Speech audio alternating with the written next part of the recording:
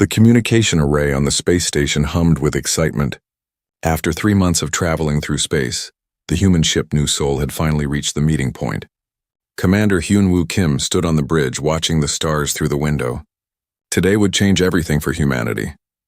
"Sir, we're getting responses from the alien ships," said Lieutenant So-Jin Lee from her station. Her fingers moved quickly over the controls. "3 different species are answering our call." Hyun-woo nodded. The first contact protocols had worked. Earth had sent out signals for 2 years, hoping someone would answer. Now finally they had. The main screen lit up with images that made the crew gasp. The first alien looked like living glass. Its body was made of clear crystal that caught the light and threw rainbows across the walls. When it spoke, its voice sounded like wind chimes. "I am Speaker Veltar of the Vorthak Empire," the crystal being said. "We welcome you to the galaxy, small ones." The second alien appeared as a cloud of blue gas floating in a special container. When it talked, the gas swirled and changed colors. "We are the Nelthani Collective. Your species shows promise, though you are very young." The third alien looked more familiar. It had 2 arms and 2 legs like humans, but its skin was green and covered in scales. "I am Commander Thexol of the Karathi Federation. We have been watching your world for some time." Dr. Taehyun Park, the lead scientist, stepped forward. "We are honored to meet you. Humanity has dreamed of this day for centuries. We bring gifts of our culture, our art, our music." The crystal alien made a sound like breaking glass, which the translator said was laughter. "How charming. Primitive art forms. We have seen many young species try to impress us with their simple creations." So Jin felt her face grow hot with anger, but she stayed quiet. The aliens were being rude, but this was too important to mess up. The gas alien swirled faster. "Your biological readings are interesting. Carbon-based life, very fragile. Short lifespan of less than 100 of your years. No natural weapons or armor. You are what we call a soft species." Commander Hyun-woo tried to keep his voice calm. "We may not have claws or thick skin, but humans have other strengths. We are good at solving problems and working together." Of course, said the scaled alien. "All soft species say this. Do not worry. The galaxy has a place for beings like you. We will help you find your proper role." The meeting continued for hours. The aliens showed holographic displays of the galaxy, pointing out the major powers and trade routes. They explained how civilization worked among the stars. Everything was organized, controlled, and peaceful. "The Galactic Council keeps order," explained Speaker Veltar. "Each species has its place based on their natural abilities. The strong protect the weak. The advanced guide the primitive." Dr. Park showed them human achievements. Pictures of Earth's great cities, recordings of music and poetry, examples of human technology. The aliens looked at everything with what seemed like boredom. "Very nice for your level," said the gas alien. "Of course, you will need to replace all of this with proper galactic technology. Your current tools are far too dangerous and inefficient." "Dangerous?" asked Lieutenant So-Jin.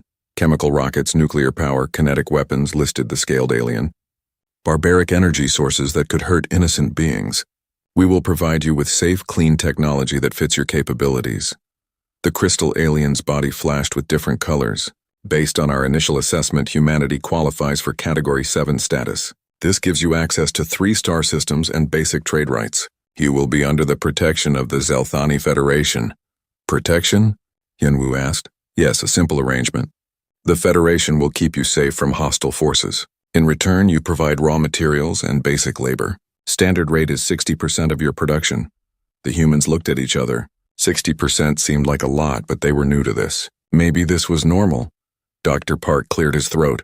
"We would like to learn more about galactic science and technology. Human researchers are very eager to study and understand new things." The aliens made more of those breaking glass sounds. "Adorable. But biological limitations make advanced study impossible for soft species. Your brains simply cannot handle the complexity. We will provide you with simplified versions suitable for your mental capacity." So-Jin bit her tongue to keep from saying something rude. Back on Earth, she had 3 degrees in physics and had helped design the ship they were riding in. But arguing would not help anyone. The meeting moved to the space station's conference room. The human delegation sat on one side of a long table, while holographic projections of the aliens appeared on the other side. "Let us discuss the practical matters," said Commander Thexol. "Your species will need guidance to avoid the many dangers of galactic society. Some civilizations are not as kind as we are. The aliens explained the rules. Humans could only travel to approved systems. They needed permission to build new colonies. All technology had to be approved by the Federation. Any disputes would be settled by galactic law, not human law. "What if we disagree with a decision?" asked Commander Hyunwoo. "Soft species rarely understand the complexity of galactic affairs," the crystal alien replied. "It is better to trust those with more experience. We have been spacefaring for thousands of your years." The gas alien swirled thoughtfully. "Your species shows potential for certain types of work. Mining, farming, basic manufacturing. With proper guidance, you could become useful members of galactic society." Dr. Park felt sick to his stomach. They were talking about humans like they were children or pets. But what choice did they have? Earth was alone, and these beings had technology beyond human understanding. The negotiations continued for 3 days. The aliens were polite but firm. They would not budge on any major points. Humanity could take their offer or be left alone in a galaxy full of unknown dangers. Finally, Commander Hyunwoo signed the agreement. The aliens seemed pleased with themselves, like adults who had just taught a child an important lesson. "Welcome to galactic civilization," said Speaker Veltar. "We are sure you will find your place among us." As the human ship prepared to return to Earth, Sojin stared out at the alien vessels. They were beautiful and obviously advanced, but something felt wrong. The aliens had not asked a single question about human history, culture, or abilities. They had just assumed they knew everything about humanity from a few scans and tests. "What do you think?" asked Dr. Park quietly. "I think," Sojin said slowly, "they have no idea what humans are really like." The new soul turned toward home carrying news that would change Earth forever. But the aliens had already forgotten about the small ship and its soft, weak crew. They had more important matters to attend to. 6 months had passed since the signing. The aliens had kept their word, sort of. Human ships now traveled to 3 star systems, all of them empty except for rocks and gas. The advanced technology they received turned out to be simple mining equipment and basic life support systems. Engineer Ji-hoon Choi sat in his workshop on the human colony of New Busan, staring at a piece of alien machinery. The device was supposed to be a power generator, but it was the most inefficient thing he had ever seen. It used 10 times more fuel than it should and produced half the energy of a human fusion reactor. "This is garbage," he muttered to himself. "My grandfather could build something better in his garage." His assistant, young Kyung-min Han, looked up from another device. "The alien supervisor says we're not smart enough to understand real technology. He says this is the best our brains can handle." Ji-hoon laughed bitterly. "Kextai wouldn't know good engineering if it bit him on his scaly behind."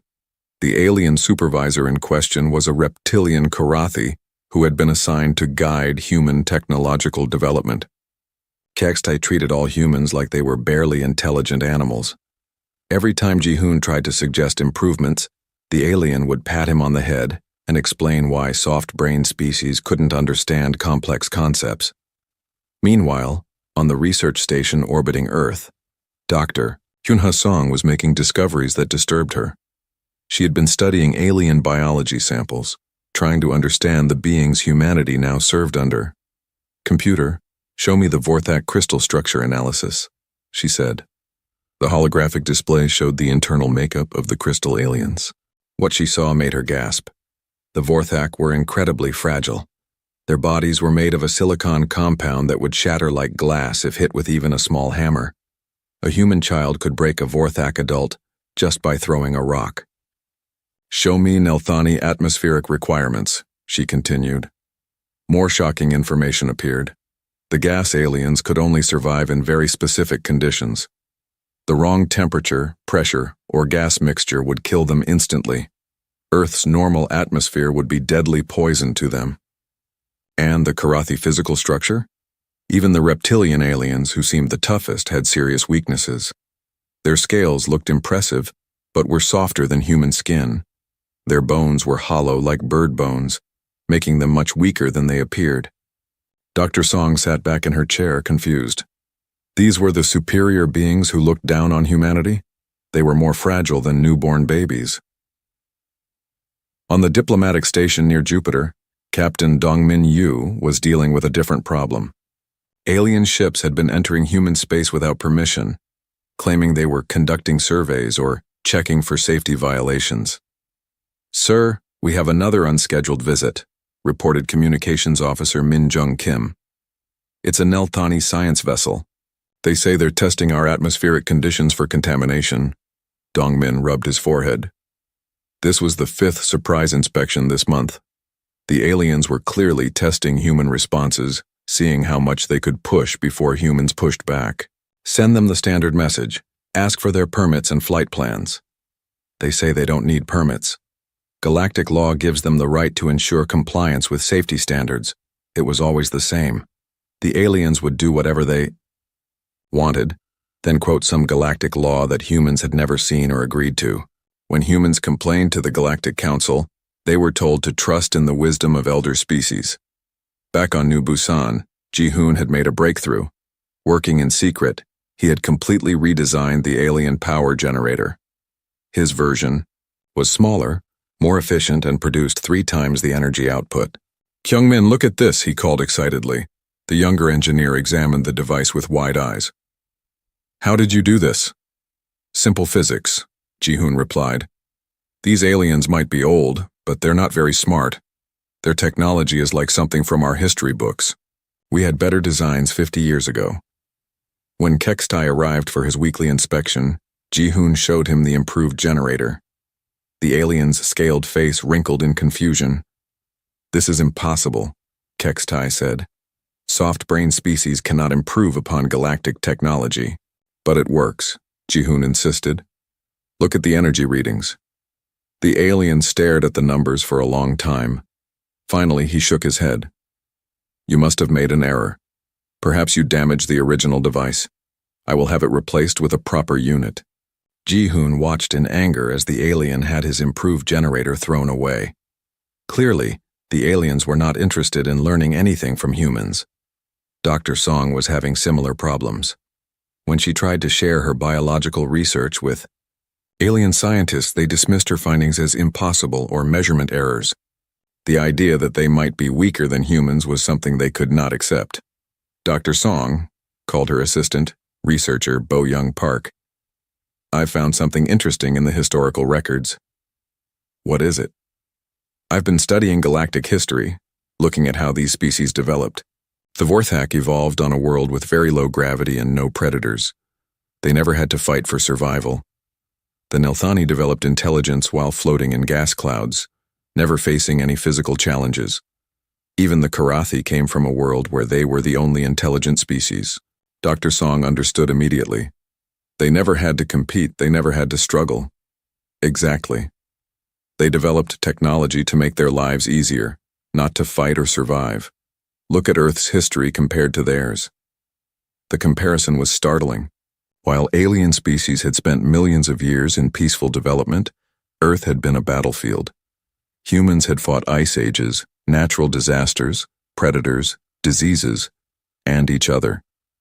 Every generation had been tested by challenges that would have destroyed the alien civilizations. Meanwhile, Captain Yu was reporting another incident to Earth Command.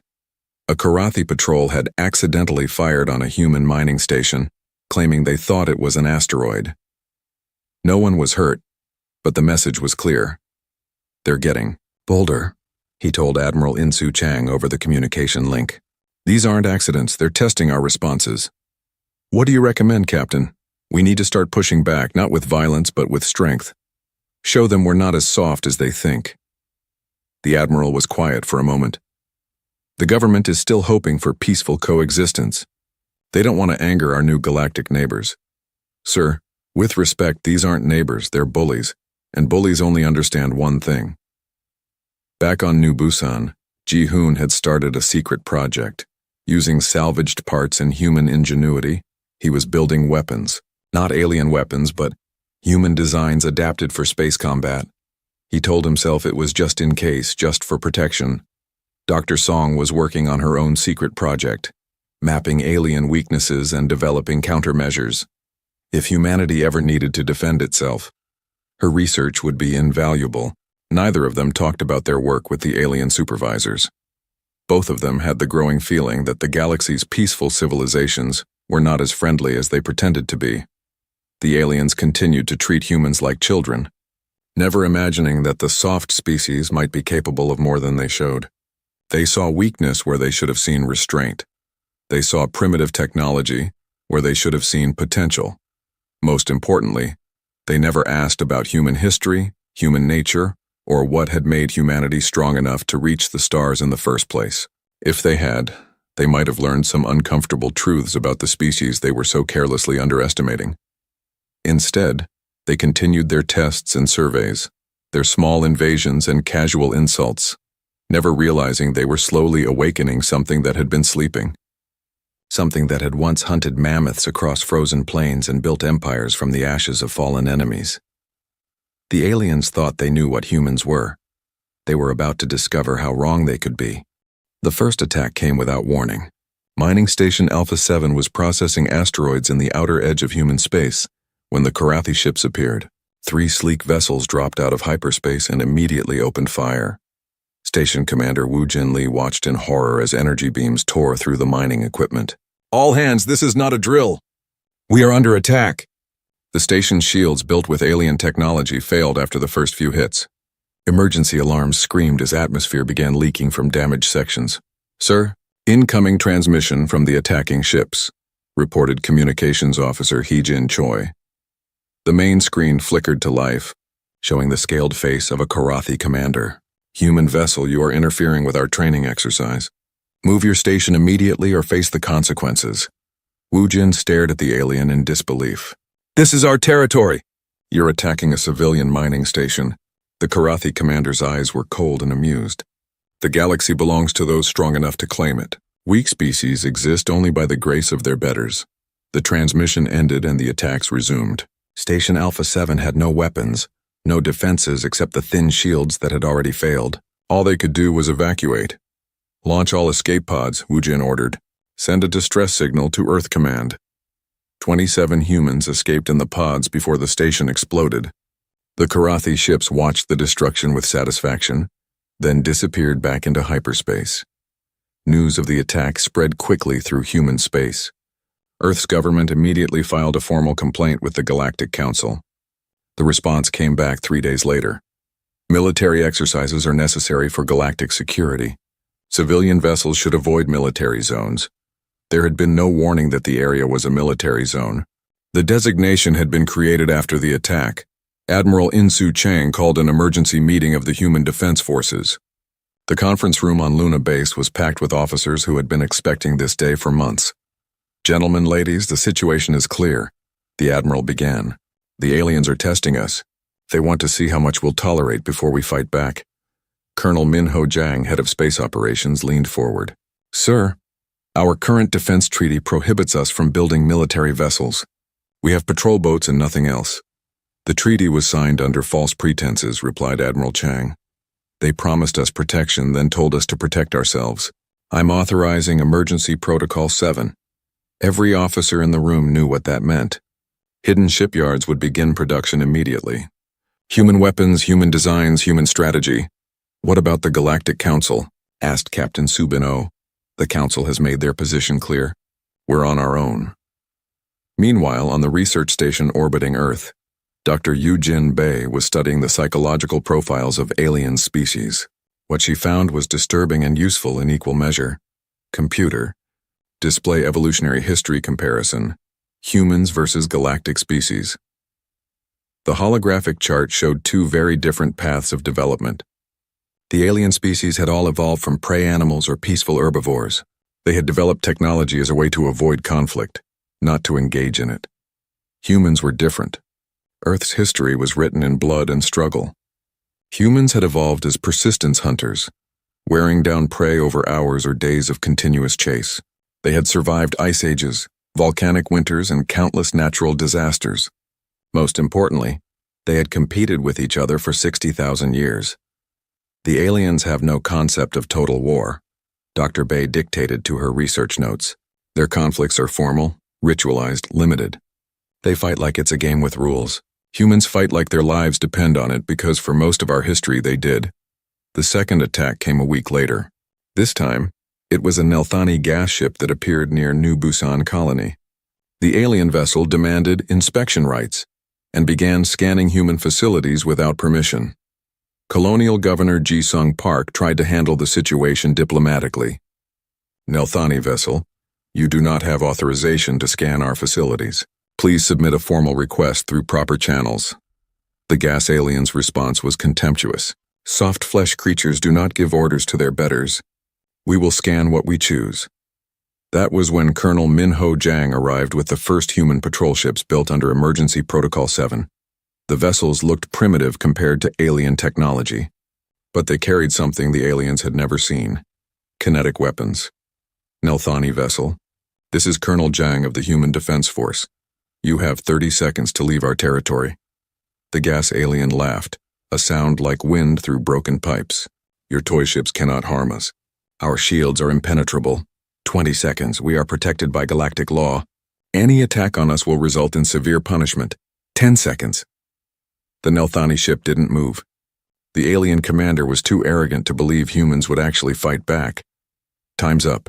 The human ships opened fire with railguns, launching metal slugs at incredible speeds. The alien shields were designed to deflect energy weapons, not physical projectiles. The first salvo punched straight through the Nelthani vessel's hull. The gas alien's scream of shock and pain echoed across the communication channels. Impossible. You used kinetic weapons. That's barbaric. It's effective, Colonel Jang replied coldly. Leave now, or the next salvo goes through your command center. The Nelthani ship fled, trailing atmosphere from its damaged hull. Within hours, formal protests were flooding Earth's communication networks. Humans had violated galactic law by using primitive and cruel weapons against a peaceful survey vessel. Earth's response was simple. Human territory will be defended by human methods. The third attack was the largest yet. A full Karathi battle group entered human space, led by War Commander Sekroth, a veteran of dozens of campaigns against soft species. He expected the usual pattern: show of force, formal surrender, payment of reparations. Instead, he found himself facing Colonel Min-Ho Jang and a fleet of human warships that looked like nothing in the galactic database. Human vessels, you are in violation of the Military Territories Act, Sekroth announced. Surrender immediately and prepare for pacification. Colonel Jang's response surprised him. Karathi ships, you are trespassing in human space. You have one chance to withdraw. You cannot threaten us. We are superior in every way. The human fleet spread out in a formation the Karathi commander didn't recognize. It looked chaotic, undisciplined. But when the battle began, Sekroth learned the difference between chaos and unpredictability. Human ships didn't fight like galactic vessels. They used ramming attacks, suicide runs, and weapons combinations that violated every rule of civilized warfare. When Karathi ships tried to surrender, humans ignored them and kept firing. When aliens attempted to retreat, human vessels pursued them relentlessly. Most shocking of all, humans seemed to expect casualties. When the cruiser Soul Pride was destroyed, the other human ships didn't retreat or mourn. They used the explosion as cover for another attack. Sekroth had fought many battles, but never against an enemy that treated death as an acceptable price for victory. By the time his fleet escaped, he had lost half his ships and most of his confidence. What are these creatures? He asked his surviving officers. Security Chief Krangtar, nursing wounds from crystal shrapnel, shook his head. They fight like they enjoy it. The battle reports reached the Galactic Council within hours. For the first time in centuries, a Category 7 species had not only resisted pacification, but had actually won. Emergency sessions were called. Diplomatic notes were exchanged. Threats were made and ignored. But in the quiet meeting rooms where real decisions were made, alien leaders were beginning to ask uncomfortable questions. Who were these humans? Where had they come from? And why had no one bothered to study them properly before making contact? Dr. Yu-Jin Bei could have answered those questions, but no alien had ever asked her. They were about to learn the hard way that some questions should be asked before it's too late to change the answers. The humans were no longer hiding their true nature.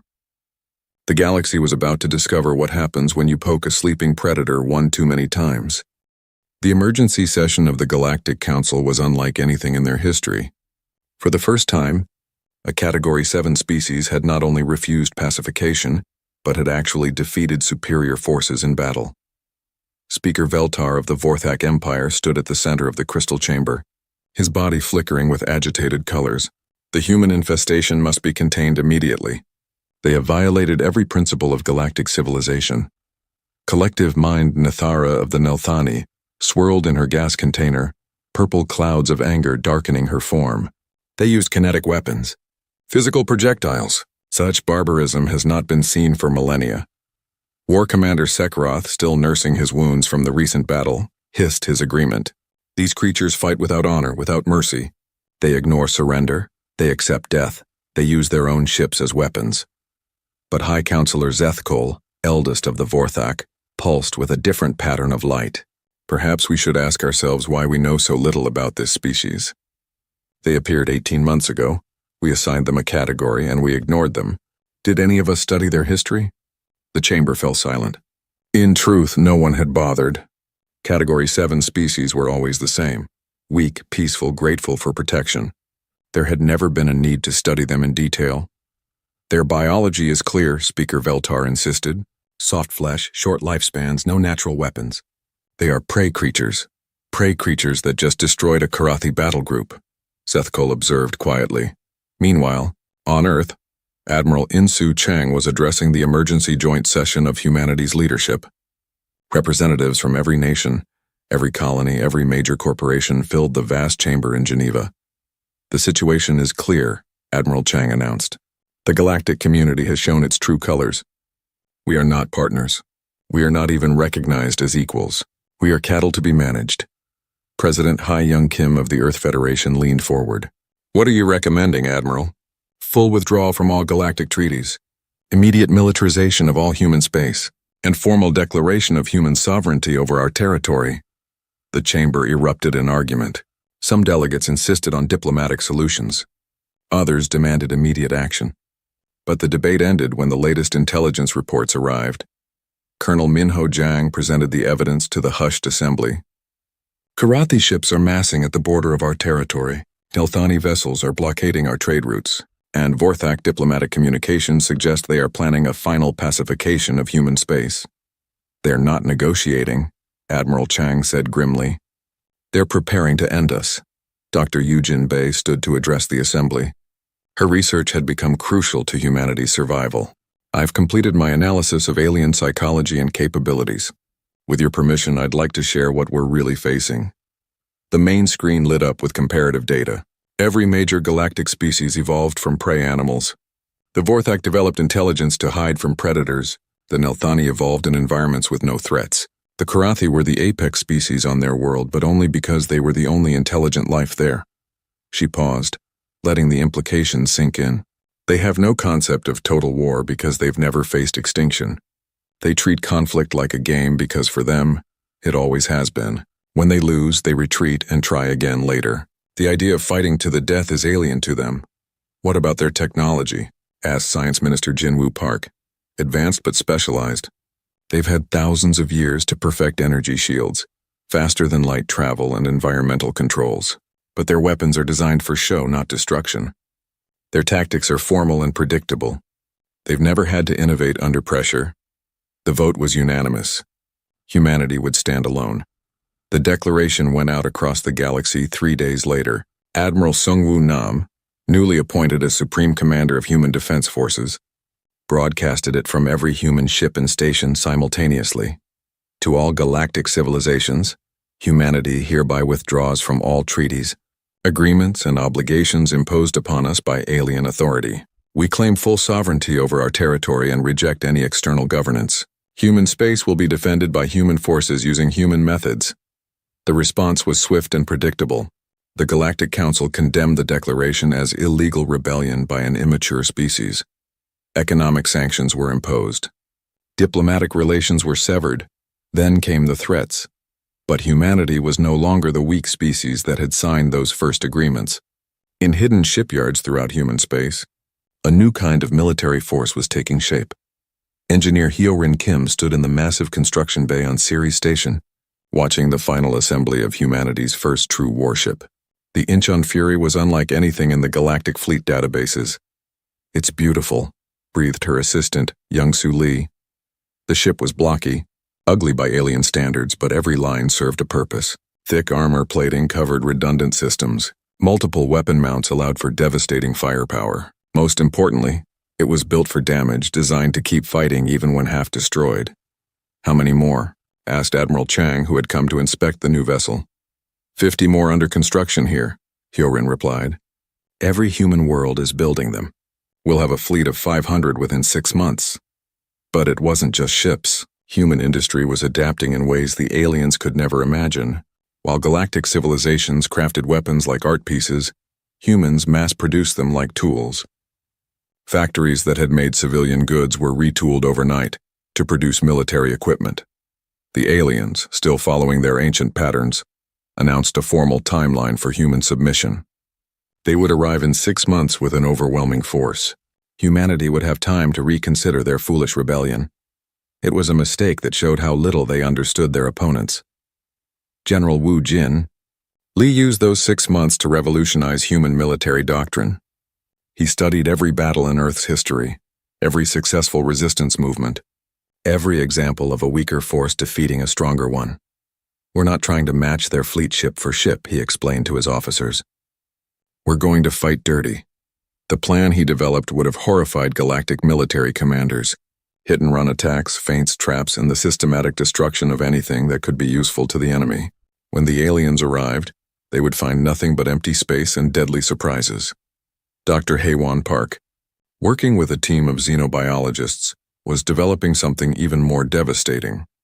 Custom weapons designed specifically for each alien species. Sonic disruptors that would shatter Vorthak crystal bodies, atmospheric processors that would poison Nelthani gas forms, neural scramblers that would overload Korathi nervous systems. "This feels wrong," confessed her assistant, researcher Boram Shin. "We're designing weapons to kill specific species." Dr. Park looked up from her work, her face grim. "They started this when they decided we were too weak to matter. Now they're going to learn the difference between weak and restrained." As the deadline approached, more alien species joined the coalition against humanity. The Zelthani Federation promised to restore order to the Galaxy. The Crystal Consortium declared humans a threat to civilized society. Even neutral species supported the coming pacification. But in the quiet, research stations and hidden military bases throughout human space, another kind of preparation was taking place. Humanity's greatest advantage was not their technology or their tactics. It was their nature. While alien commanders planned their approach like a formal dance, human strategists prepared for total war. While aliens expected surrender after the first defeats, humans planned to fight until the last ship was destroyed.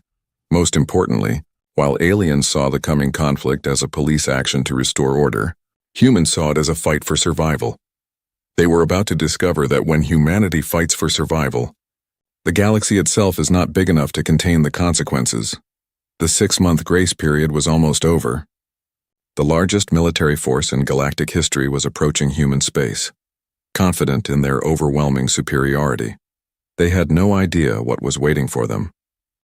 The combined galactic fleet was the largest military force assembled in over 1,000 years. 300 ships from 6 different species. Led by Supreme War Commander Velthok of the Vorthak Empire, they approached human space with absolute confidence. "Commence final approach to the human colony worlds," Velthok ordered from his Crystal Command throne. "All species will witness what happens to those who defy galactic order." The fleet dropped out of hyperspace at the edge of human territory, expecting to find desperate defenders clustered around their homeworld. Instead, they found empty space. "Sir, long-range sensors detect no human vessels," reported Scanner Prime Yektel. "The colony worlds appear abandoned." Velthok's crystalline body flickered with confusion. "Impossible. Intelligence reports indicated millions of humans in this system." What they didn't know was that Admiral Kyung-Soo Cho and the human fleet were watching them from hidden positions among the asteroids. The humans had spent 6 months preparing for this moment, and their strategy was nothing like what the aliens expected. "All ships, maintain communication silence," Admiral Cho whispered into his command headset. "Let them come to us." The alien fleet moved deeper into human space, growing more confused with each empty system they encountered. Where were the desperate defenses? Where were the panicked civilians begging for mercy? On the flagship of the Nelthani contingent, Collective Commander Gaskell swirled with uncertainty. This behavior is unprecedented. Soft species always cluster around their home bases when threatened. Perhaps they have already surrendered, suggested his tactical advisor. Some species abandon their colonies when faced with superior force. They were wrong. The humans hadn't surrendered or fled. They had simply learned from history. Dr. Haywan Park was monitoring the alien approach from a hidden communication station on Titan. Her research into alien psychology had predicted exactly this scenario. They're following standard galactic doctrine, she reported to Admiral Cho. Overwhelming force, direct approach, expecting formal surrender. Perfect, the Admiral replied. Continue the broadcast as planned. Dr. Park activated the galaxy-wide communication array. For the first time, humanity would tell their own story to the stars. Citizens of the galaxy, her voice echoed across 1,000 worlds. You have been told that humans are a weak species, barely worthy of notice. Today you will learn the truth about what humanity really is.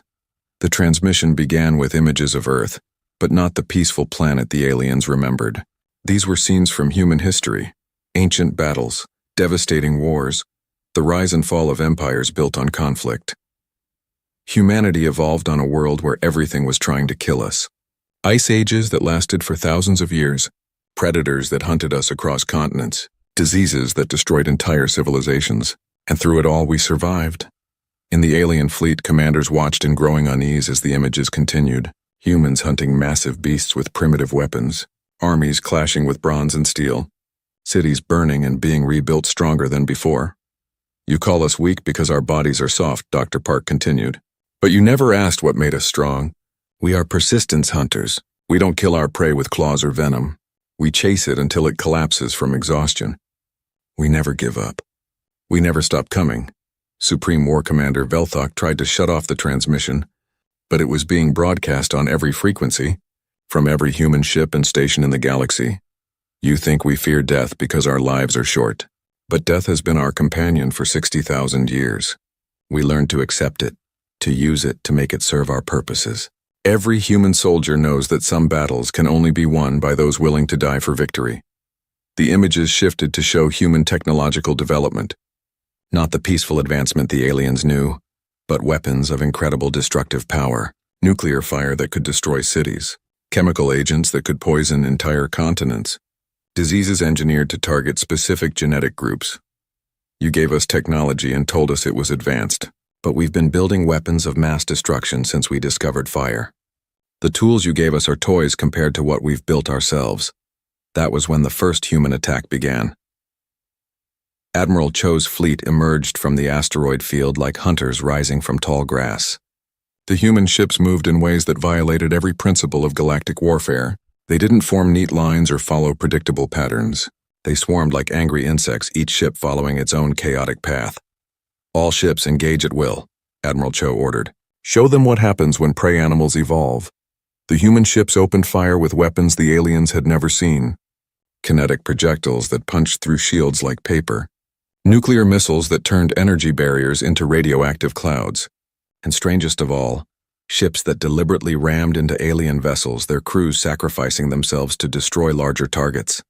This is madness, screamed War Commander Sekroth as he watched a human cruiser ram straight into a Vorthak battleship. Both vessels exploded in a brilliant flash, but the aliens were horrified while the humans simply continued their attack. Captain Subin O was commanding one of the ramming ships. As her vessel Daegu Honor accelerated toward a Nelthani command ship, she spoke calmly to her crew over the intercom. Today we show the galaxy what humans are willing to do for freedom. Remember, we are not victims. We are not weak. We are the species that conquered our own world before we reached for the stars. The Daegu Honor struck the alien vessel at nearly light speed. The explosion could be seen from 3 systems away. But the real shock came when the aliens tried to respond with their own weapons. Energy beams that should have destroyed human ships barely scratched their thick armor. Sophisticated targeting systems couldn't track the chaotic human attack patterns. Defensive formations designed for civilized warfare crumbled under assault by enemies who fought without rules. Sir, we're losing ships faster than our tactical computers can calculate, reported Scanner Prime Yektal, his voice cracking with panic. Supreme War Commander Velthok stared at the tactical display in disbelief. In 30 minutes of combat, the Galactic fleet had lost 60 ships. The humans had lost 40, but they seemed to consider this acceptable. How can they accept such casualties? He asked his advisor. Sir, I don't think they see them as casualties. I think they see them as investments. The broadcast from Dr. Park continued as the battle raged. You want to know what makes humans dangerous? We learned warfare from nature herself. We learned persistence from chasing prey across continents. We learned sacrifice from protecting our young against impossible odds. We learned creativity from surviving in a world that changed faster than evolution could adapt us to it. More human fleets were arriving now, emerging from hidden bases throughout the system. The aliens realized with growing horror that humanity had never concentrated their forces. They had spread them out, hidden them, prepared for a campaign that could last years or decades. Every human colony is a fortress, Dr. Park explained. Every human ship is a weapon. Every human citizen is a potential soldier. We don't have armies. We are an army. Admiral Cho opened a communication channel to the alien fleet. Galactic Forces. This is Admiral Kyung-Soo Cho of the Human Defense Fleet. You came here expecting to find weak creatures begging for mercy. Instead, you found us. His image appeared on screens throughout the alien fleet. A calm, weathered face with eyes that had seen too much combat to be impressed by overwhelming odds. We are not the species you thought we were. We are not victims. We are not prey. We are the descendants of persistence hunters who once chased mammoths across frozen plains. We are the children of warriors who built empires from the ashes of their enemies. We are the heirs of survivors who turned a hostile world into a garden.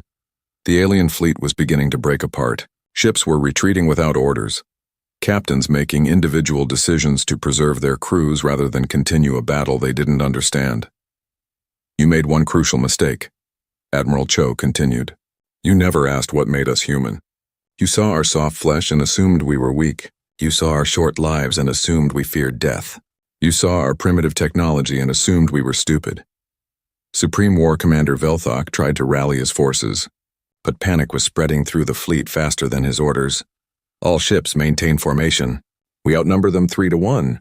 But numbers meant nothing when the enemy was willing to die to achieve victory.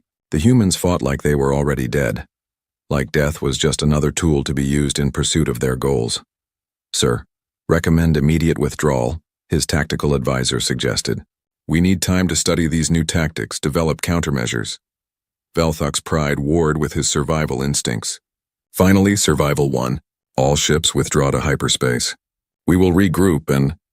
His words were cut off as the Incheon Fury, Admiral Cho's flagship, appeared directly in front of his command vessel. The human ship was damaged, bleeding atmosphere from a dozen hull breaches, but its weapons were still functional. You want to know what humans can do? Admiral Cho asked. This is what we can do. We can take everything you throw at us and keep fighting. We can lose everything and still find a way to win. The grand chamber of the Galactic Council stretched high above Hyunwoo's head like a metal cathedral. Thousands of alien beings filled the curved seats that surrounded the central platform where he stood, their eyes, tentacles, and sensor organs all focused on him with obvious hatred. Hyunwoo kept his back straight and his hands clasped behind him. 20 years of diplomatic training had taught him to show no fear, even when facing the most powerful alliance in the galaxy. His dark suit was simple compared to the flowing robes and crystal armor worn by the alien representatives, but he wore it with quiet pride. The Vorthak delegate rose first. Veltara's crystalline body caught the chamber's lights and threw rainbow patterns across the walls. When she spoke, her voice rang like breaking glass.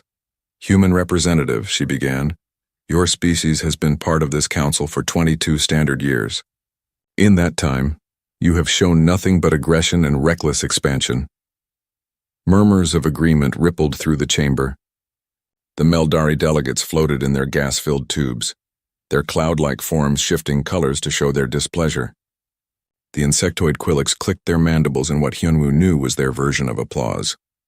Veltara continued, your military grows larger each year. Your colonies spread faster than any species we have seen. Your people refuse to follow the established protocols that have kept peace in this galaxy for 10,000 years. Hyunwoo had heard these complaints before. Earth's rapid expansion did make the older species nervous. Humans had gone from a single planet to controlling 47 star systems in just 2 decades. Their ships were fast, their technology was advancing quickly, and their population seemed to double every few years. "The Council has decided," Veltara announced, her voice growing louder. "Humanity must accept new limitations for the good of galactic stability." A holographic display appeared in the center of the chamber. It showed a list of demands that made Hyunwoo's stomach tighten. The aliens wanted Earth to give up 70% of their military fleet. They wanted humans to stop building new colonies without Council permission. They wanted alien observers placed on every human world to make sure the new rules were followed. Furthermore, Veltara said, "Humanity will accept a permanent seat on the Junior Council only. Your species will have no voting rights on major galactic decisions for the next 500 years. The chamber fell silent. Hyunwoo could feel the weight of thousands of alien gazes pressing down on him. Behind him, his aide Minho shifted nervously. The young man had never seen the council this hostile before. Hyunwoo took a slow breath and stepped forward. "Honored delegates," he began, his voice carrying clearly through the chamber's acoustic systems. "I have heard your concerns and your demands." He paused, looking around the vast space. The Vorthak delegates leaned forward, their crystal bodies glinting. The Meldari swirled faster in their containers. The Quillics stopped their clicking and waited. "I understand that our expansion makes you uncomfortable," Hyunwoo continued. "I understand that our military growth concerns you. I understand that you want to control how humanity develops." Another pause. The silence stretched like a held breath. "However," Hyunwoo said, "Earth must respectfully decline your demands." The chamber erupted. Alien voices rose in dozens of languages, creating a noise like a thunderstorm. The Quillics began clicking so rapidly it sounded like machine gun fire. Several Meldari delegates turned bright red with anger.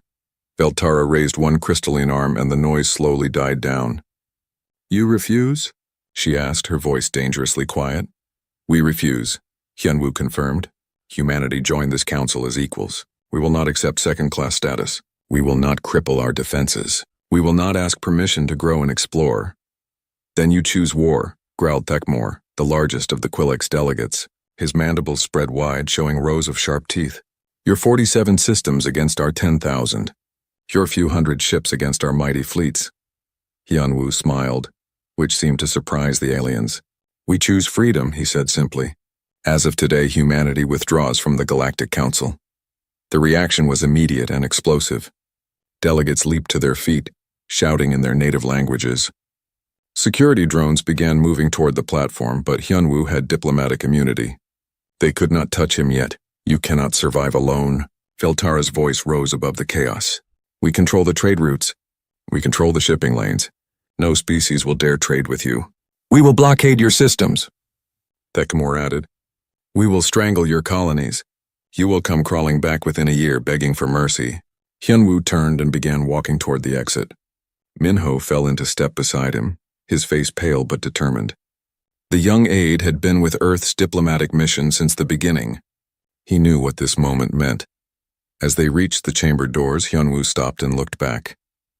The aliens had fallen quiet again, watching to see if he would change his mind at the last moment. "Honored delegates," he said, "humanity thanks you for 22 years of educational experience. We have learned much about galactic politics. We have learned about power and fear and the difference between respect and submission." He straightened his tie and smoothed his jacket. "We have also learned that sometimes the only way to find true equality is to walk away from those who refuse to offer it." The chamber doors closed behind them with a soft hiss. In the corridor outside, Minho finally spoke. "Sir, what happens now?" Hyunwoo was already reaching for his communicator. "Now, Minho, we contact Admiral Dayun and tell her to begin the evacuation protocols. Every human civilian in council space needs to be brought home." And then, Hyunwoo looked out through a viewport at the stars beyond. Somewhere out there, Earth waited. Somewhere out there, 47 human worlds were about to face the combined might of 10,000 alien systems. "Then," he said quietly, "we remind the galaxy why humanity has survived everything the universe has thrown at us so far." Behind them, the council chamber buzzed with excited chatter as the alien delegates planned humanity's destruction. They spoke of blockades and sanctions, of economic warfare and eventual military conquest. They divided up the human colonies among themselves, already arguing over who would get the richest worlds. None of them noticed that Hyunwoo had not seemed afraid. None of them wondered why a diplomat from a species of only 47 systems would walk away so calmly from a council that controlled 10,000. They would learn soon enough that humanity had been preparing for this day since the moment they first joined the council. They would discover that walking away was not surrender but strategy, but that realization would come later. For now, they celebrated their victory over the troublesome humans, never imagining that they had just made the biggest mistake in galactic history. 6 months had passed since Ambassador Hyunwoo walked out of the Galactic Council chambers. The aliens had kept their promises about making life difficult for humanity. Trade routes that had carried human goods for decades were now closed. Shipping companies that had worked with Earth colonies suddenly refused all contracts. The economic blockade was tight and merciless. Admiral Da-Yoon stood on the bridge of the heavy cruiser Seoul's Thunder, watching the last transport ships load desperate civilians from the mining colony of New Busan. Through the viewports, she could see Council enforcement ships waiting just outside the system. They were not attacking yet, but their message was clear. Get out or be destroyed. Admiral, called Lieutenant Yura from the communication station. Captain Boram reports the final transport is loaded. All civilians are aboard. Da-Yoon nodded. Signal the fleet. We move out in 10 minutes. The evacuation had taken months, but it was finally complete. Every human civilian in Council space was now safely aboard the transport ships, heading back to Earth-controlled systems. The aliens had expected this exodus to be a desperate flight. Humans running in panic with whatever they could carry. They were wrong. Captain Boram checked her passenger manifest one more time as her transport ship New Seoul prepared to jump to hyperspace. 3,000 civilians from the outer colonies, but also something more valuable. Complete industrial databases, detailed star charts of unexplored regions, and most importantly, Dr. Jae-sung's research team with all their experimental equipment. Captain, her navigator called out, we're getting a transmission from the Council ships. They're demanding we submit to inspection. Boram smiled grimly. The aliens thought they were searching fleeing refugees for contraband. They had no idea what the humans were really carrying. Tell them we're humanitarian vessels under diplomatic protection, she replied. We're leaving peacefully as requested. The Council ships let them pass. It would be months before they realized their mistake. Deep in the cargo holds of the transport ships, Dr. Jae-sung worked frantically on his latest project. The physicist had been quietly developing new technologies for years, but the Council's restrictions had limited what he could test. Now, with humanity free from alien oversight, he could finally pursue his most ambitious ideas. The quantum field generators are stable, reported Dr. Yeon Soo, his lead researcher. We're getting coherent signals across the entire test array. Jae-sung nodded with satisfaction. Faster-than-light communication had been considered impossible by every species in the galaxy. The Council's own scientists had declared it a violation of basic physics. But human scientists had never been good at accepting limitations. What about the power requirements? Jae-sung asked. Much lower than we predicted, Yeon-soo replied excitedly. We can build communication networks that connect every human world instantly. No more waiting months for messages to travel between star systems. While the scientists worked on their breakthrough, Admiral Da-Eun was planning humanity's next move. The aliens expected humans to retreat to their core worlds and wait for the inevitable invasion. Instead, Da-Eun had received orders that surprised even her experienced military mind. Admiral, her aide Commander Soo-jin approached with a sealed data packet. New orders from Earth Command. We're not going home.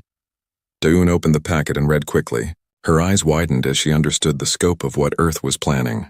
They want us to explore the dark zones? Yes, ma'am. Complete survey and mapping mission. We're to establish forward bases in sectors that the Council has marked as unsuitable for intelligent life. Da-Eun had heard stories about the dark zones. These were regions of space where strange energy readings made navigation difficult and communication impossible. The Council had sent a few expeditions over the centuries, but most ships that entered never returned. Those that did come back reported empty systems with unusual gravitational anomalies and energy patterns that interfered with standard technology. How many ships do we have available for this mission? Da-Eun asked. 12 scout vessels, 4 supply ships, and the Seoul's Thunder, Soo-jin replied, plus volunteer crews from the Colonial Defense Forces. It was not a large fleet, but it would have to do. Dayun began studying the star charts that showed the nearest dark zone. According to council records, no expedition had visited that region in over 300 years. "Commander Sujin," she said finally, "prepare the scout ships. We leave in 6 hours. Destination, Admiral?" Dayun pointed to a cluster of systems on the edge of known space. "Sector 47G. Time to find out what the aliens have been avoiding." 3 weeks later, Commander Sujin led the first human ships into the dark zone. The moment they crossed the boundary, their instruments went crazy. Energy readings spiked wildly. Gravity sensors showed impossible fluctuations, and their communication systems filled with static. "This is why the Council stays away," muttered Lieutenant Wu Jin from the sensor station. "These readings don't make sense." But Sujin was studying the patterns more carefully. "Wait," she said slowly. "Look at this. The energy spikes aren't random. There's a pattern here, like a signal." Her communications officer, Ensign Taemin, worked frantically to filter out the interference. "Commander, I think you're right. This isn't natural interference. It's almost like someone is trying to communicate." Sujin felt her heart race. "Signal the fleet. All ships maintain position. Begin recording everything we receive." Hours passed as the human ships sat motionless in space, listening to the strange signals from the dark zone. Slowly, patterns began to emerge. The energy bursts were too regular to be natural phenomena. They seemed to respond to the ship's presence, growing stronger when the humans moved closer to certain stellar coordinates. "Commander," Ensign Taemin called out excitedly, "I've isolated a repeating pattern. It's definitely artificial. Someone built whatever is sending these signals." Sujin stared at the data flowing across her screens. If intelligent beings lived in the dark zones, it would explain why the Council avoided this region. The aliens probably knew something was here but had never been able to make contact. "Set course for the signal source," she ordered. "But keep all weapons ready. We don't know if whatever's out there is friendly." As the human ships moved deeper into the dark zone, they began to encounter structures that defied explanation. Massive geometric shapes floated in empty space, clearly artificial but built from materials that their sensors could not identify. The energy signatures were unlike anything in the Council's databases. "Commander," her tactical officer reported, "I'm reading multiple large objects ahead. They appear to be ships, but the design is completely unknown." Through the viewports, Sujin could see them now. Sleek vessels that seemed to be made of living metal, their surfaces shifting and flowing like liquid. They were beautiful and terrifying at the same time. "Are they responding to our presence?" Sujin asked. "Yes, ma'am. They're moving to intercept us, but not in an aggressive formation. It looks more like a greeting party." Sujin took a deep breath. Humanity had just made first contact with a completely unknown species. Whatever happened next would determine whether Earth's exile from the Council would be its salvation or its doom. "Open all communication channels," she ordered. "Let's see if we can talk to them." The first message that came back was not in any known language, but the intent was clear. The mysterious beings were curious about these new visitors from the galaxy beyond the dark zones. They wanted to learn about the humans just as much as the humans wanted to learn about them. Neither species knew it yet, but this meeting would change the balance of power in the galaxy forever. The first meeting between humans and the beings they would come to call the Remnants took place in the empty space between two dead stars. Commander Sujin had never been more nervous in her entire military career. The alien ship was unlike anything she had ever seen. It was roughly the size of a Council battlecruiser, but its surface seemed to be alive. Metal flowed like water across its hull, forming new patterns and structures every few minutes. Strange lights pulsed beneath its skin in rhythms that almost seemed like breathing. "Commander," reported her communications officer, "they're sending another signal. It's different this time, more complex." Sujin studied the data streaming across her screens. The signals were definitely getting more sophisticated as both sides learned to communicate. What had started as simple mathematical sequences was slowly becoming something that looked almost like language. "Any word from Dr. Jae-sung's team?" she asked. "The doctor is working around the clock to decode their transmission patterns," her aide replied. "He says he's never seen anything like their technology." Through the viewport, Sujin watched as smaller craft detached from the alien vessel. They moved with impossible grace, flowing through space like schools of fish. As they approached her ship, she could see that they too were made of the same living metal. Commander, her tactical officer called out urgently. One of their craft is requesting permission to dock. Sujin felt her mouth go dry. First contact protocols were clear, but they had been written for meetings with species similar to the council races. No one had planned for this situation. Grant permission, she decided, but keep all security teams on alert. The alien craft attached itself to her ship's docking port, with movements that seemed organic rather than mechanical. Sujin watched her security monitors as the airlock cycled through its sequence. Her heart pounded as the inner door slid open. The being that entered looked nothing like the crystalline Vorthak or insectoid Quillex. It was roughly humanoid but seemed to be made of the same flowing metal as its ship. Its surface shifted between mirror-bright silver and deep matte black.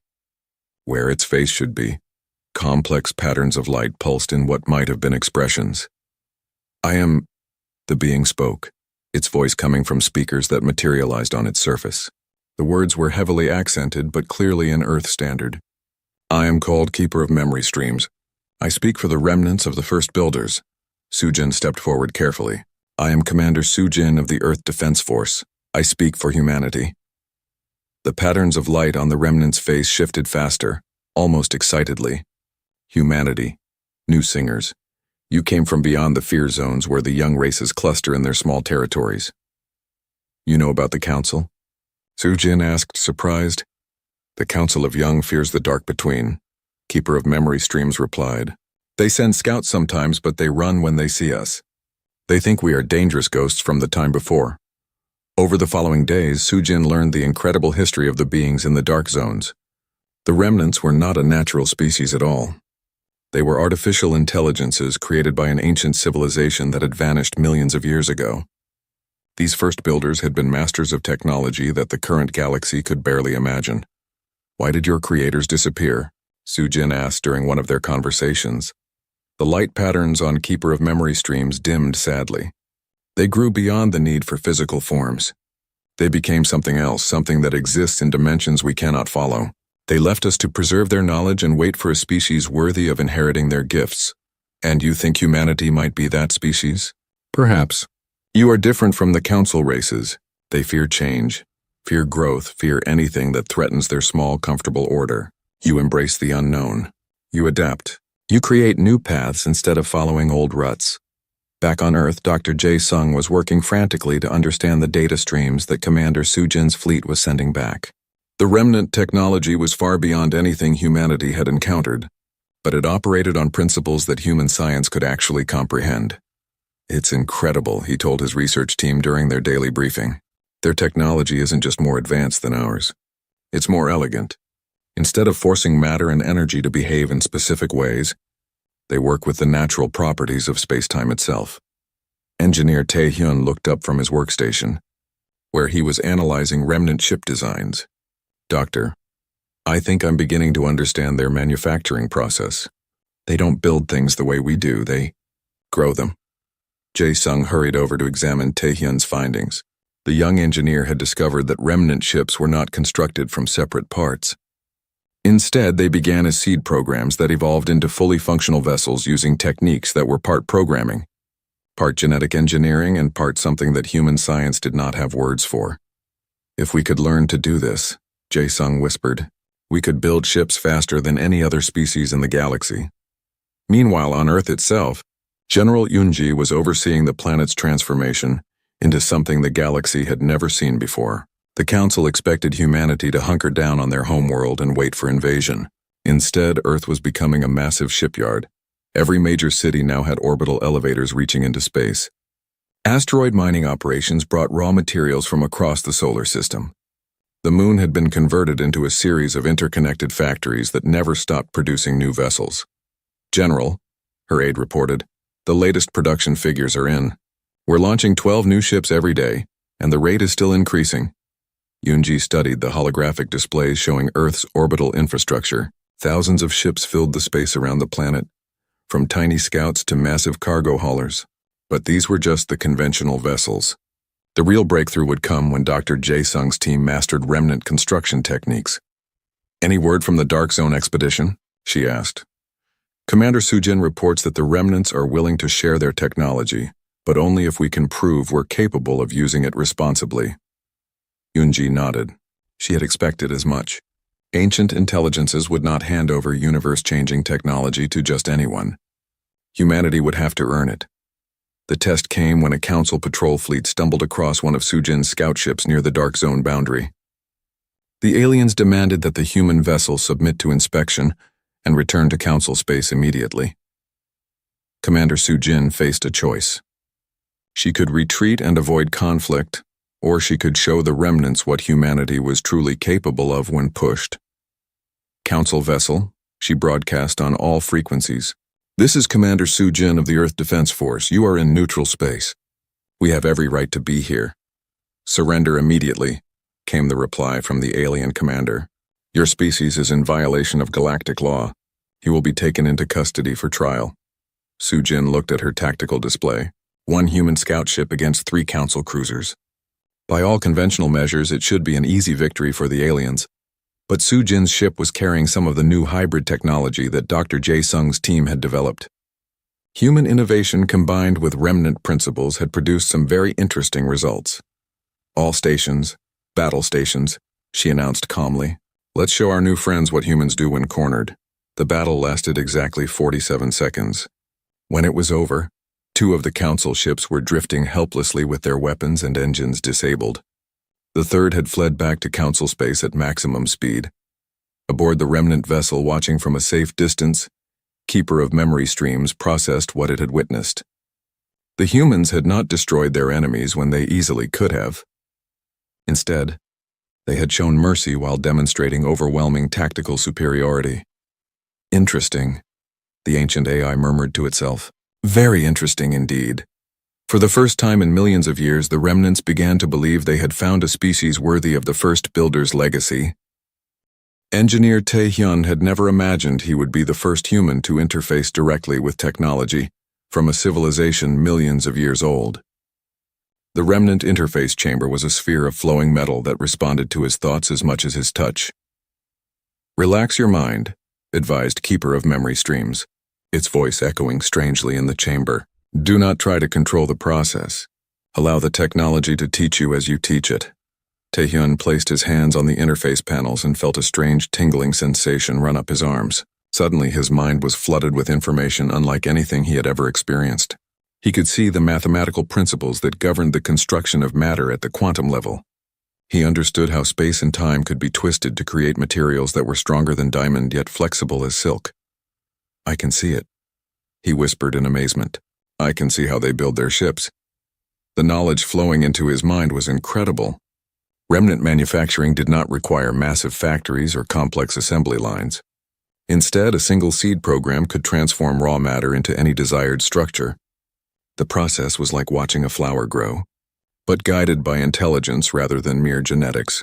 Over the following weeks, Tae-hyun worked with his human engineering team to adapt remnant techniques to human technology. The results were revolutionary. Ships that would have taken months to build in traditional shipyards could now be grown in days. More importantly, these hybrid vessels were far superior to anything currently in the galaxy. Dr. Jae-sung's breakthrough came when he successfully merged human creativity with remnant precision. The ancient AIs were masters of efficiency and perfection, but they had lost the ability to truly innovate.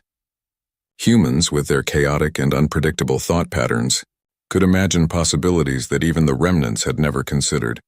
It's like they complement each other perfectly, Jae-sung explained to Admiral Da-yoon during a secure communication from the Dark Zone research station. Remnant technology provides the foundation, but human imagination provides the spark that makes it truly powerful. The first hybrid warship was completed 3 months after first contact with the remnants. The Incheon's Pride looked like no vessel that had ever sailed the stars. Its hull flowed like liquid metal, but was harder than any armor the Council had ever developed. Its weapons could fire energy beams that bent space itself to reach their targets. Most importantly, it was equipped with something Dr. Jae-sung called the Unity Drive. Admiral Da-eun stood on the bridge of the Incheon's Pride and marveled at the display screens around her. The Unity Drive did not just move ships faster than light. It allowed entire fleets to coordinate their movements across vast distances as if they were a single organism. Admiral, reported her navigation officer, We're receiving position updates from all ships in the network. The frigates in Sector 12 are moving to intercept that Council spy probe. The destroyers near the asteroid belt are reporting all clear. The construction platforms in the outer system show production ahead of schedule. Da-Yun nodded with satisfaction.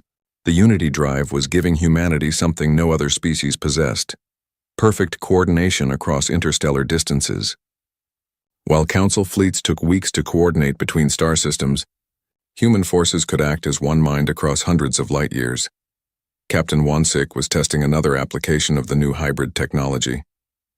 His stealth destroyer Ghost of Busan was equipped with cloaking systems that made it completely invisible to Council sensors. The ship did not just bend light around itself. It existed in a state of quantum uncertainty that made it impossible to detect or target. "Captain," his tactical officer reported, "Council supply convoy approaching from the Andorian route. 3 cargo haulers with a light escort." Wansik studied the enemy formation on his displays. Council shipping had been getting more aggressive lately, trying to probe human space for weaknesses. It was time to send them a message. "Target their escort ships only," he ordered. "Disable engines and weapons, but do not destroy them. We want survivors to tell the story." The Ghost of Busan struck like lightning from empty space. The Council escorts never saw the attack coming. One moment they were escorting a routine cargo run. The next moment their ships were drifting helplessly with all systems offline. The cargo vessels fled back to Council space, spreading tales of ghost ships that could strike without warning. These raids were having their intended effect. Council supply lines were becoming increasingly unreliable as captains refused to travel routes where the phantom human ships might be lurking. More importantly, the alien leadership was beginning to realize that they had seriously underestimated Earth's capabilities. Meanwhile, on Earth itself, the transformation was nearly complete. General Yunji supervised construction operations that operated on a scale that boggled the imagination.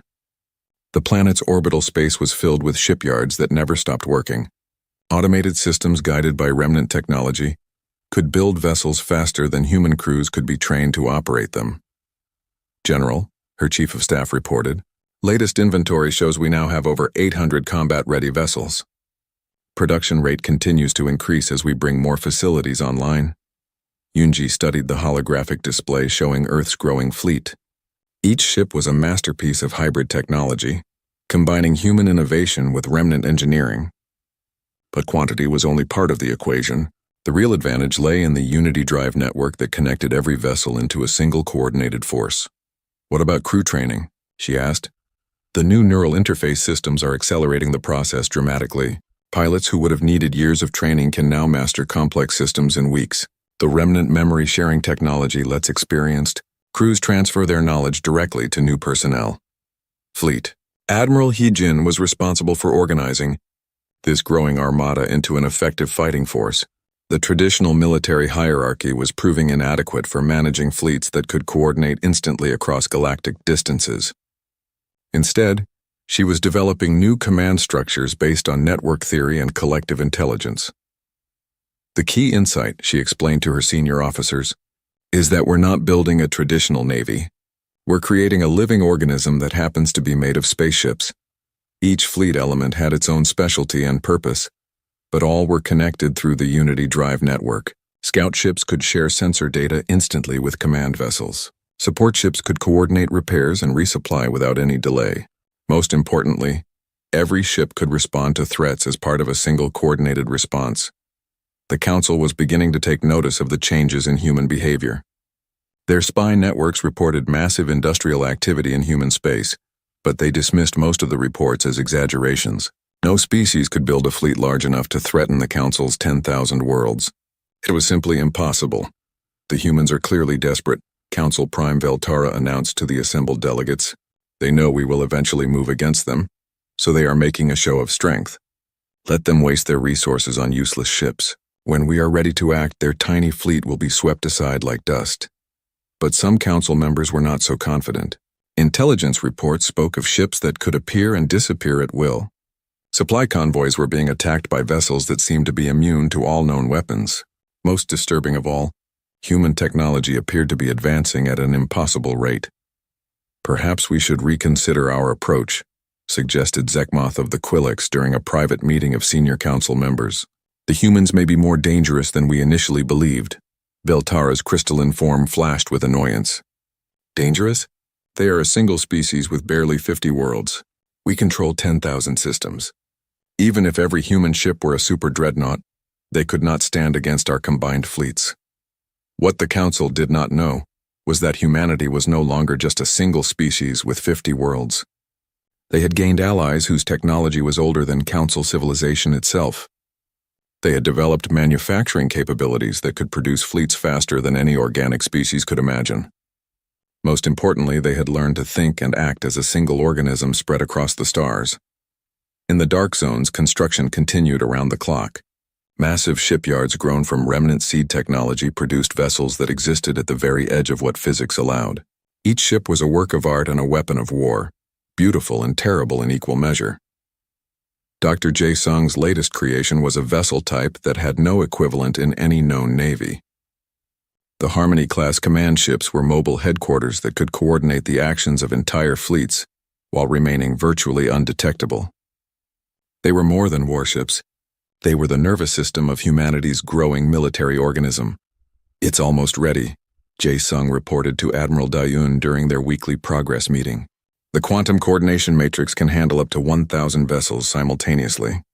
Beyond that, we'll need multiple command ships working in parallel."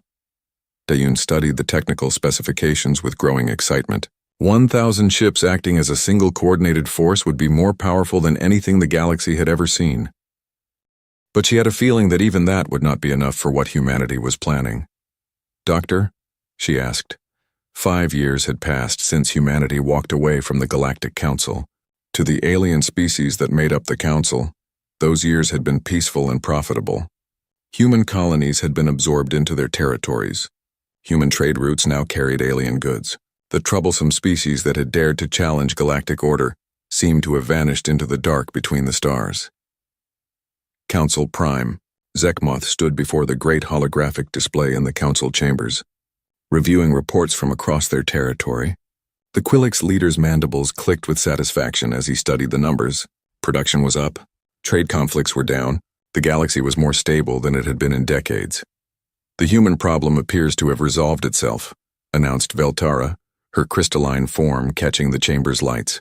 "Our intelligence services report minimal activity from their remaining worlds. They appear to have retreated into isolation." The other delegates murmured their agreement. It had been months since the last reported sighting of human ships outside their core systems. The phantom attacks on Council supply lines had stopped. The mysterious vessels that had once appeared from nowhere to disable alien patrols were no longer seen. "Perhaps they have finally learned their place," suggested Mortikan, the gaseous Meldari representative. "Isolation may have taught them the value of Council membership." Zekmoth was about to respond when alarms began sounding throughout the chamber. A junior aide rushed forward with an urgent message tablet. The Council Prime read quickly, his compound eyes widening with each line. "What is it?" demanded Veltara. "A single human ship has appeared at the edge of Council space," Zekmoth replied, his voice tense. "They are requesting permission to approach the Council chambers." The chamber fell silent. After 5 years of absence, humanity was making contact again. The delegates looked at each other uncertainly. This could be the surrender they had been expecting, or it could be something else entirely. "Send them an escort," Zekmoth decided, "but keep our defense fleets on high alert. This could be a trick." The human ship that approached the Council station was unlike any vessel in their databases. The Harmony's voice moved with a grace that seemed impossible for something so large. Its hull seemed to shift and flow like living metal, and energy patterns flickered across its surface in ways that made alien sensors struggle to get consistent readings. Reconnaissance. Captain Ji-hoon stood on the bridge of the strange vessel, watching the Council station grow larger on his view screen.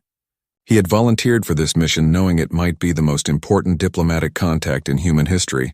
Everything depended on his ability to deliver his message at exactly the right moment. "Captain," his communications officer reported, "the Council is hailing us. They want to know our intentions."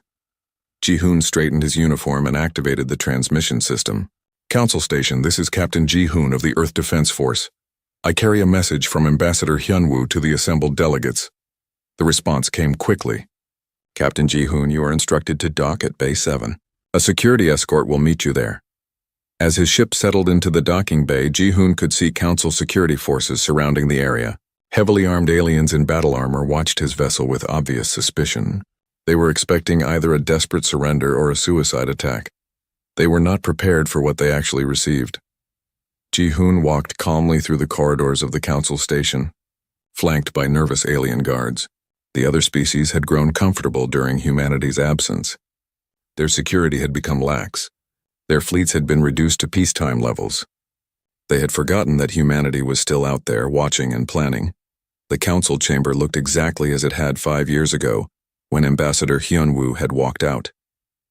The same curved seats filled with alien delegates, the same holographic displays showing the power and glory of the Galactic Alliance, the same arrogant confidence that their way was the only way. Zekmoth rose from his seat as Ji-hoon approached the central platform. Human representative, the Quillix leader began. Your species has been absent for 5 years. We assume you have come to discuss the terms of your return to Council membership. Ji-hoon smiled politely. Actually, Council Prime, I carry a message from Ambassador Hyunwoo. Humanity would like to request a formal audience with the full Council. You have our attention now, Veltara interjected impatiently. Speak your message. The message is not for delivery here, Ji-hoon replied calmly. Ambassador Hyunwoo requests that the Council send representatives to meet with humanity at a location of our choosing. The chamber erupted in surprised chatter. Several delegates began speaking at once in their various languages. The idea that humanity would demand that the Council come to them was beyond comprehension. Impossible. Zekmoth's mandibles spread wide in anger. The Council does not travel to meet with single species. You will deliver your message here or not at all. Ji-hoon nodded as if he had expected this response. I understand your position, Council Prime. However, my instructions are specific. The meeting location has been chosen for very particular reasons. And what reasons are those? Demanded Veltara. You will understand when you see what humanity has accomplished during our absence, Ji-hoon replied. I can only say that Ambassador Hyunwoo believes the Council should witness our achievements firsthand before making any decisions. About future relations, the alien delegates looked at each other uncertainly. There was something about the human's calm confidence that made them nervous. He did not seem like someone delivering a surrender. He seemed like someone who held all the cards in the game. Where is this proposed meeting location? Asked Morticon. Ji-hoon activated a holographic projector and displayed a star chart. The Kepler 442 system, approximately 50 light-years from here. It is currently unclaimed by any Council member. Zekmoth studied the chart with his tactical advisors. The system was in empty space, far from any major trade routes or strategic resources. It seemed like an odd choice for an important diplomatic meeting. Why there? He asked suspiciously. Because, Ji-hoon said with that same confident smile. It offers an excellent view of the surrounding space. Ambassador Hyunwoo thought you might appreciate the scenery. Something about the way he said those words sent a chill through the chamber.